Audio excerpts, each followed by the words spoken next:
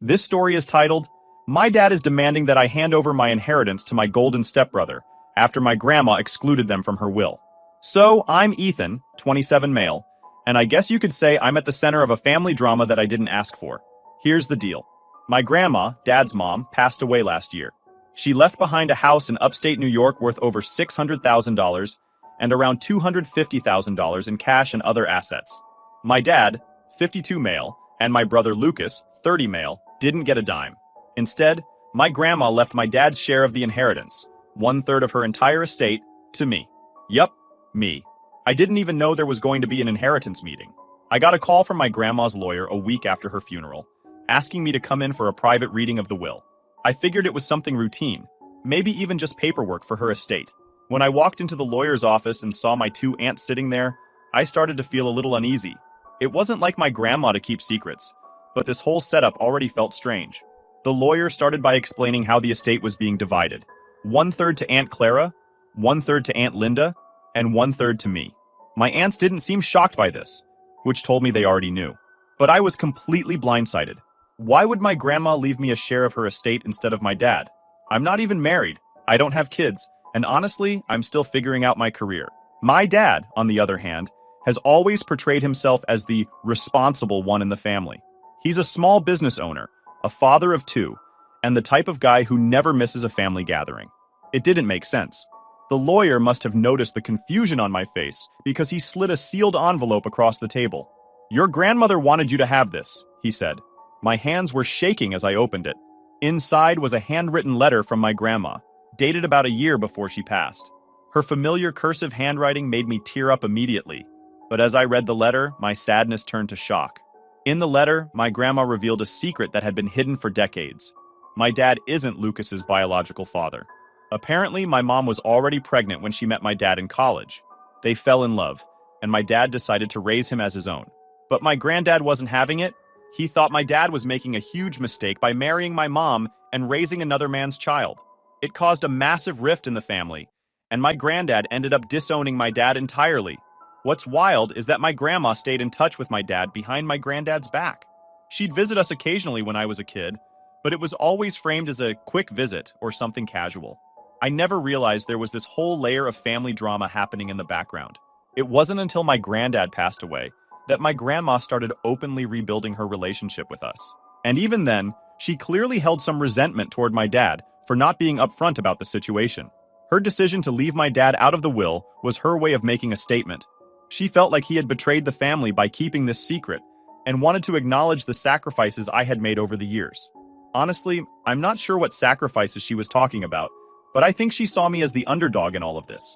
Maybe she wanted to give me a chance to build something for myself without the pressure of constantly comparing myself to my golden boy brother. Now I'm sitting on this massive secret, and I don't know what to do with it. My dad doesn't know I know. Lucas doesn't know either. And I haven't told anyone about the letter. It feels like a ticking time bomb. Part of me thinks my grandma should have told me this while she was still alive.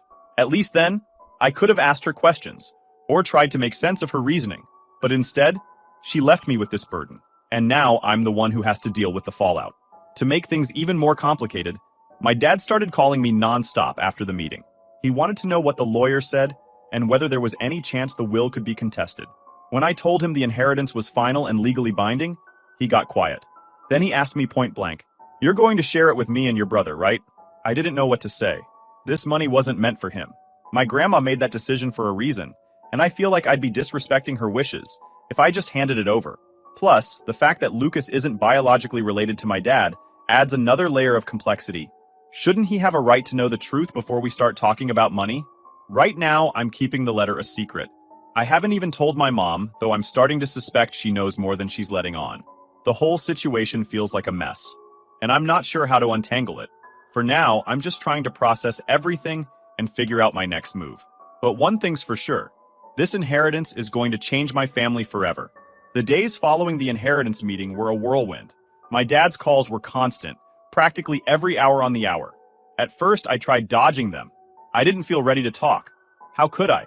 It wasn't just about the money, it was about the weight of the secret I now carried. Every time my phone rang, it was like hearing the tick of a clock counting down to the inevitable explosion. Finally, after ignoring him for a full day, I decided to answer. I didn't even get a chance to say hello before he launched into it.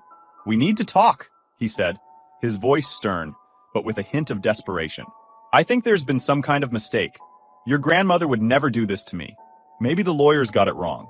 "Dad, the lawyer didn't get it wrong," I said, cutting him off. "It's all final. The will's legally binding."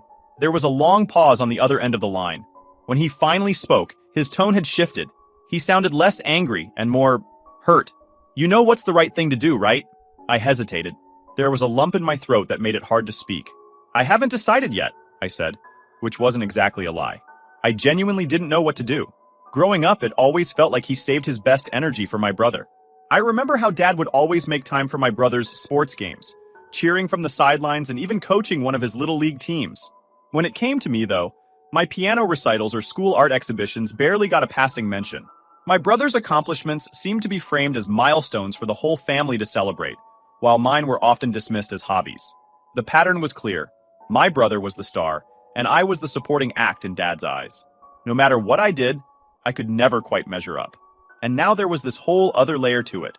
The knowledge that my dad wasn't even my brother's biological father put so many things into perspective. It explained the favoritism, the extra attention, the way he always seemed to put my brother on a pedestal. One time, when my brother was selected as the team captain for his high school soccer team, Dad threw a huge barbecue to celebrate, inviting neighbors, family, and even some of my brother's friends. When I won a statewide writing competition that same year, Dad mentioned it in passing at dinner, but didn't even bother to read my essay. Another time, Dad gave my brother the keys to his prized classic Mustang for prom night, trusting him completely. When I asked to borrow the family sedan for a college interview, Dad lectured me about responsibility and insisted on dropping me off instead. Once, at my brother's graduation, Dad introduced him to every guest as the future CEO of the family, while I sat off to the side, overhearing them talk about how my major in English wouldn't pay the bills. Even small, everyday moments were a reminder of the hierarchy in our family. If my brother needed help fixing his car or moving apartments, Dad would drop everything to assist. When I asked for a hand painting my new room, he was busy and sent me a link to a local handyman instead. These moments weren't just one-offs. They were a pattern that painted a clear picture of how my dad viewed us. Lucas as the golden child and me as an afterthought. In his attempts to make Lucas feel like his own son, he neglected his real son. It also made me feel like an idiot for not noticing it sooner. How had I missed something so obvious? My mom was oddly quiet about the whole thing. She knew about the inheritance meeting but hadn't asked me any questions about it. That wasn't like her. Normally, she was the type to get involved in every little family matter, whether it concerned her or not. Her silence was deafening, and it made me wonder if she knew more about the situation than she was letting on. One evening, about a week after the meeting, I decided to confront her. She was in the kitchen, chopping vegetables for dinner, when I walked in. "Mom, can we talk?" I asked. She looked up at me, her hands stilling for just a moment before she resumed chopping. "Of course. What's on your mind?" I hesitated, unsure of how to approach the topic. "It's about the inheritance," I said finally. Her expression didn't change, but I noticed her shoulders tense ever so slightly. "What about it? Why didn't Grandma leave anything to Dad?" I asked, keeping my tone as neutral as possible. She didn't answer right away. Instead, she put down the knife and turned to face me, her hands resting on the counter. "Your grandmother had her reasons," she said carefully. "But that's between her and your father." Her evasiveness only made me more suspicious. "Mom, did you know?" I asked. "About why she made the decision she did?" She sighed, a long, weary sound that seemed to carry the weight of years of secrets. "I had a feeling," she admitted, "but I didn't know for sure. And if I'm being honest, I'm not sure I want to know." Her answer left me with more questions than it did answers, but I didn't push her any further. It was clear she wasn't ready to talk about it, and I wasn't sure I was ready to hear what she had to say. Meanwhile, my dad's frustration was growing. He started showing up at my place unannounced, demanding to talk. One time, he even brought Lucas with him, as if having reinforcements would make me cave. My brother, predictably, sided with my dad. "This isn't fair," he said. "Grandma must have been confused when she wrote the will. She loved all of us equally." I wanted to laugh at the irony of that statement. Loved all of us equally? If only he could see how blind he'd been to the reality of our family dynamics. But instead of arguing, I kept my mouth shut. I wasn't ready to drop the big secret in the letter. Not yet. The tension was becoming unbearable. Every conversation with my dad felt like a negotiation, and every interaction with Lucas felt like a passive-aggressive guilt trip. My mom's silence only added to the pressure. I felt like I was stuck in the middle of a storm, and no matter which way I turned, I couldn't find shelter. The worst part was that I couldn't even talk to anyone about it. My friends wouldn't understand, and I didn't trust anyone in the family enough to confide in them.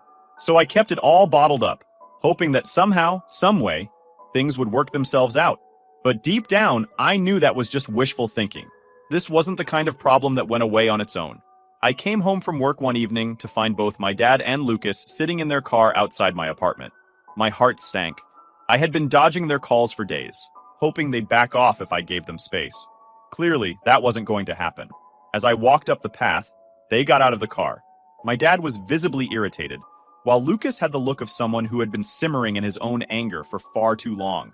"We need to talk," Dad said, his tone brooking no argument. I sighed, unlocking my door. "Fine, come in." The moment we were inside, Dad got straight to the point. "We're not leaving until you explain yourself. This inheritance nonsense ends tonight." I dropped my bag on the counter and leaned against the kitchen island. "What's there to explain? Grandma made her decision. It's not my fault you don't like it." Lucas scoffed, crossing his arms. "Don't act like you don't know this is wrong. That money wasn't just for you. It was supposed to help the whole family. Do you have any idea how much I could use it right now?" "Yeah," I said flatly. "Because everything's always about you." "What's that supposed to mean?" he snapped, taking a step closer. "It means," I said, standing up straight, "that you've always been Dad's golden boy. You've gotten everything handed to you your whole life, and now you're mad because this one thing isn't going your way." "That's ridiculous," Lucas said, his voice rising. "I've worked for everything I have." "Oh, really?" I shot back. "Like that car Dad bought you in college? Or the down payment he co-signed on your house? Or maybe the time he paid for your wedding while I got a good luck text when I moved out?" "That's not fair," Dad cut in, his face turning red. "I've done plenty for you too. Name one thing," I challenged. "Name one time you've gone out of your way for me the way you have for him." The silence that followed was deafening. My dad looked down, avoiding my gaze, while my brother shifted uncomfortably. "Look," Dad said after a moment, his voice softer now. "I know things haven't always been even between you two, but that doesn't mean you can just take this money and shut us out. We're a family. Families stick together." I laughed bitterly. "Family? Don't start preaching about family now. Where was all this family talk when I needed help? When I needed support?" Dad didn't have an answer for that. Lucas, however, wasn't about to back down. "You're being selfish," he said. "This isn't about what Dad did or didn't do.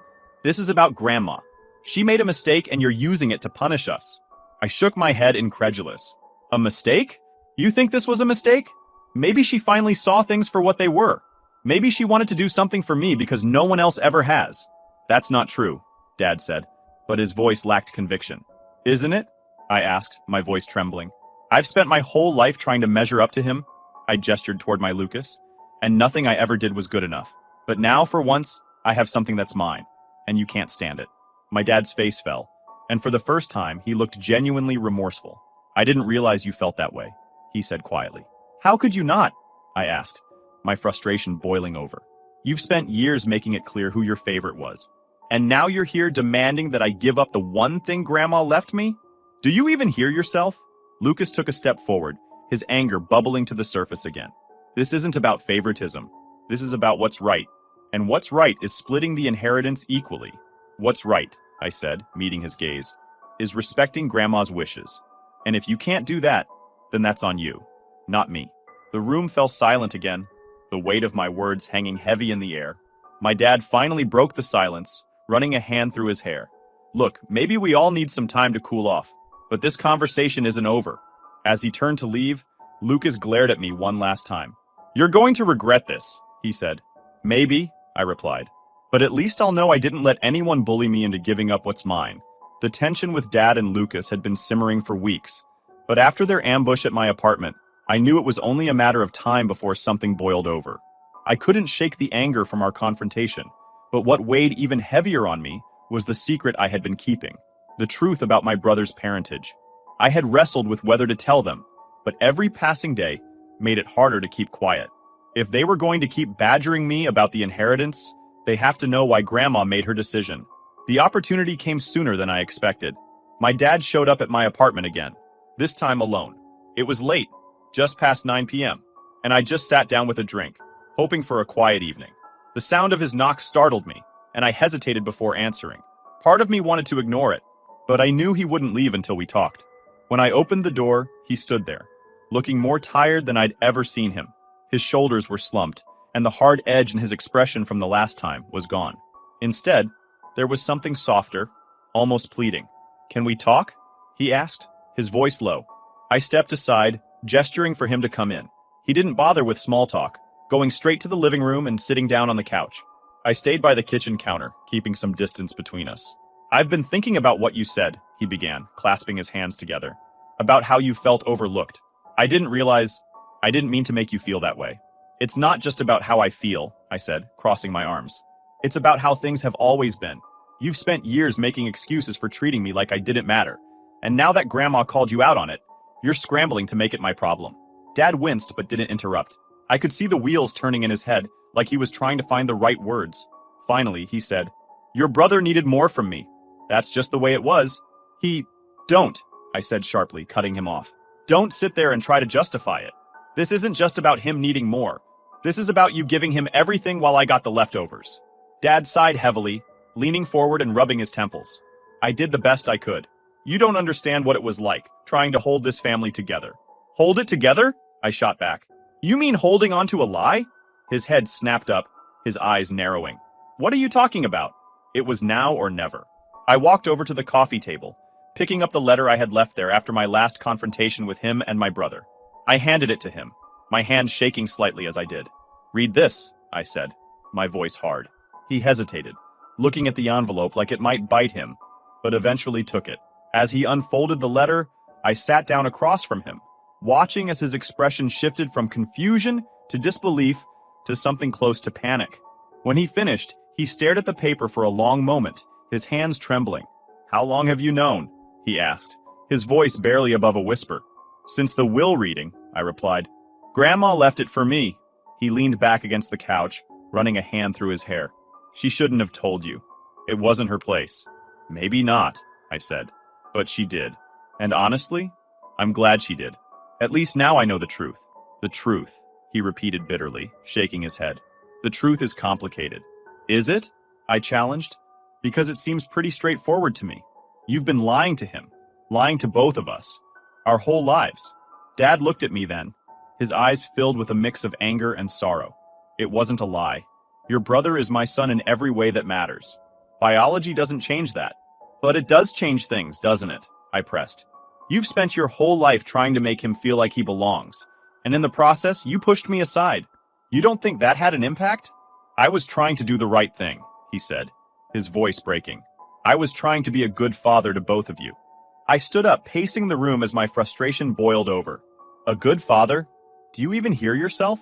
You've been so busy compensating for him that you didn't even notice the damage you were doing to me. And now you're here, acting like you're the victim, because Grandma finally called you out on it." He stood too, his face red with anger. "You don't know what it was like. I loved your mother, but her past, it wasn't easy to accept. I had to fight to prove that I could be the man she needed, the father your brother needed. I sacrificed everything for this family." "And what about me?" I demanded. "What did you sacrifice for me?" The question hung in the air like a challenge. For a moment he looked like he might say something, but then his shoulders slumped, and he sat back down. "I don't know," he admitted quietly. "I don't know what I could have done differently." His honesty caught me off guard, deflating some of my anger. But it wasn't enough to erase years of resentment. "You could have treated me like I mattered," I said, my voice trembling. "You could have shown me the same love and support you gave him. Instead, you let me feel like I was never good enough." Dad looked down at his hands, his expression heavy with guilt. "I didn't mean to make you feel that way," he said softly. I thought you were strong enough not to need as much from me." "That's not how it works," I said. "You don't get to pick and choose who deserves your attention. I needed you, and you weren't there." We sat in silence for a long moment, the weight of everything we'd said settling over us like a thick fog. Finally, Dad looked up at me, his eyes filled with tears. "I'm sorry," he said, his voice cracking. "For everything. I didn't mean to hurt you." I didn't forgive him. His apology was too little, too late. Words can't undo decades of being treated like I was the backup plan. And now, armed with the truth, I wasn't about to roll over and let them guilt me out of what was rightfully mine. If anything, His confession confirmed what I already knew. I had spent my entire life being sidelined for someone who wasn't even his own flesh and blood. But I wasn't done yet. After the conversation at my apartment, I felt like the walls were closing in on me. The letter was out in the open now, at least to Dad, but Lucas still didn't know. And it wasn't like Dad was going to rush to tell him. A week later, the family's next move came. I got an email from a lawyer my dad hired, announcing that he and Lucas intended to contest the will. They claimed Grandma was not of sound mind when she wrote it. I almost laughed when I read it. It was such a desperate, last-ditch attempt to get their hands on something that wasn't meant for them. But I knew this wasn't just a money grab anymore. It was a power move. They couldn't handle the idea of me, the afterthought, holding something they couldn't control. I forwarded the email to my own lawyer, adding a short message. Let's end this. The court proceedings were long and brutal. My dad and Lucas pulled every trick they could think of to discredit Grandma's decision. They even tried to drag my aunts into it, hoping they'd side with them. But Clara and Linda shut that down fast. My aunts may not have always been close to Grandma, but they respected her wishes. They testified that she was sharp as ever when she made the will, and that she had been clear about her reasons. My lawyer was a shark, and we came prepared. The letter Grandma left me became a key piece of evidence, though I still hadn't told Lucas what it said. The court agreed with us. Grandma's will stood as written. Dad and Lucas lost their challenge, and the inheritance stayed mine. I thought that would be the end of it. But of course it wasn't. Lucas showed up at my door a few days after the ruling, uninvited as usual. He was fuming, his face red with anger. He didn't even wait for me to invite him in, just barged past me and started yelling. "This is bull!" he shouted, pacing my living room. "You know this isn't fair. She wasn't in her right mind, and you know it." I crossed my arms, leaning against the wall. The court disagreed. "You're just mad you didn't get what you wanted." "It's not about what I want," he snapped. "It's about what's right. Grandma wouldn't have done this if she wasn't being manipulated." I raised an eyebrow. Manipulated? By who exactly? You think Aunt Clara and Aunt Linda brainwashed her? Or maybe me? The guy who didn't even know he was getting anything until the lawyer called? "You don't deserve that money," he said, his voice venomous. "You've never had to work for anything. You're just sitting on your ass while Dad and I are busting ours trying to keep everything together." That did it. I laughed. A sharp, bitter laugh that made him stop in his tracks. "You think I've never worked for anything? Are you serious right now? I've been busting my ass my whole life trying to prove myself to Dad while you got handed everything on a silver platter. The car, the house, the business connections. Don't even try to play the victim here," Lucas sneered. "You're so full of yourself. You think you're better than me because Grandma gave you some money? Newsflash, Ethan, you're still nothing." I felt my jaw tighten, but I didn't let his words get to me. Instead, I stepped closer, meeting his glare head on. "You know what, Lucas? You're right about one thing. I don't need to prove myself to you or Dad anymore. Grandma saw through the act, and now I do too. You can keep being Dad's favorite. I'm done playing your stupid games." He opened his mouth to say something, but I cut him off. "Oh, and before you go running to Dad crying about this, maybe ask him why he never told you the truth about where you come from." That stopped him cold. His eyes narrowed. "What the hell are you talking about?" I grabbed the letter from the coffee table, the same one I had shown Dad, and shoved it into his hands. "Read it. Then come back and tell me how much you think I don't deserve this."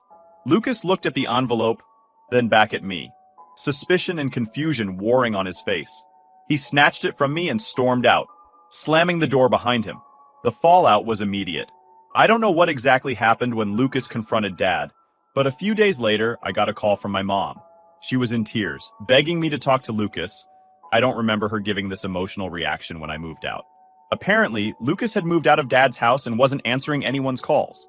I told her flat out that it wasn't my problem. "You dragged me into this mess," I said. "You can deal with the consequences." For the first time in my life, I felt free. Free from the guilt, the resentment, the constant need to measure up to their impossible standards. I had the money Grandma left me, but more importantly, I had the truth, and I wasn't afraid to use it. I cut contact with Dad and Lucas after that. My mom still calls occasionally, but our conversations are short and surface level. She doesn't ask about the inheritance, and I don't offer any updates. As far as I'm concerned, they can all keep each other company. They wanted their golden child so badly. Well, now they have him. Meanwhile, I'm building my own life. I sold Grandma's house and used the money to start my own business, something I've wanted to do for years. I'm not saying everything's perfect, but for the first time in a long time, I'm living for me, and it feels damn good.